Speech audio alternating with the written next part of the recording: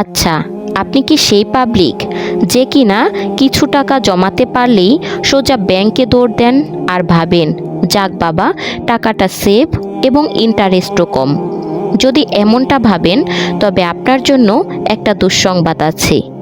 ব্যাংকে টাকা রাখা আর বালিশের নিচে টাকা রাখা এখন প্রায় একই কথা।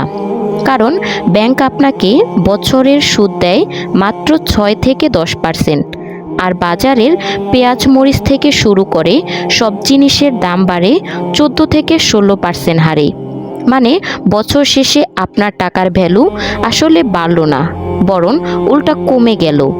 সহজ কথায়, আপনি প্রতি বছর একটু একটু করে গরিব হচ্ছেন। তাই আজ আমি আপনাদের এমন 4টি জাদুর কাঠি বা সম্পদের কথা বলবো, যেগুলো আপনার পকেটকে সবসময় ভারী রাখবে।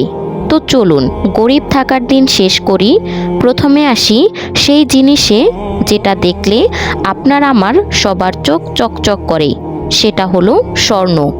রাজা বাদশাদের আমল থেকে এটা চলে আসছে।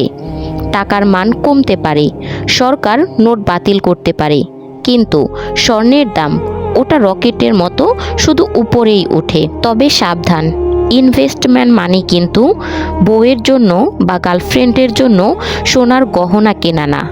ওটাতে মেকিং চার্জই আপনার লস। ইনভেস্ট করতে হলে কিনুন গোল্ড বার্ড, কয়েন অথবা ডিজিটাল গোল্ড। বিপদের দিনে এটাই আপনার আসল বন্ধু হবে। দ্বিতীয় সম্পদটি হলো রিয়েল এস্টেট বা জমি। দুনিয়ার জনসংখ্যা বাড়ছে, কিন্তু নতুন করে তো আর জমি বাড়ানো হচ্ছে না। তাই ডিমান্ড বাড়ছে, কিন্তু সাপ্লাই ফিক্স। আর ইকোনমিক্সের সাধারণ সূত্র হলো এটার দাম বাড়বেই। এখন আপনি বলবেন, ভাই আমার পকেটে তো মশা ঘুরঘুর করে, আমি কিনবো জমি? আরে ভাই, টেনশন নিচ্ছেন কেন? এখনকার যুগে হাজার হাজার মানুষের সাথে মিলে মাত্র 5 থেকে 10 হাজার টাকা দিলেও বড় বড় বিল্ডিংয়ের মালিকানার শেয়ার কেনা যায়, যাকে বলে রিট। মানে পুরো পিৎজা কিনতে না পারলে এক স্লাইস তো কিনতেই পারেন, তাই না? নাম্বার 3, উপায়টি শুনলে আপনার হার্ট অ্যাটাক করতে পারেন। সেটা হলো শেয়ার বাজার। লোকে বলে এটা নাকি জুয়া। হ্যাঁ, আপনি যদি না জেনে আলুর দরে শেয়ার কিনেন, তবে সেটা জুয়া।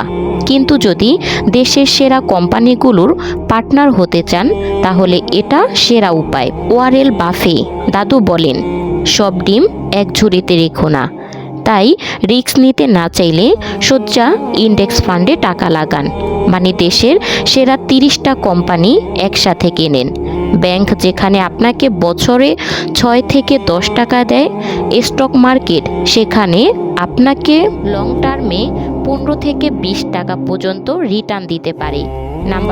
নাম্বার 4, এখন যে উপায়টির কথা বলবো সেটা কোনো বাজার থেকে কেনা যায় না।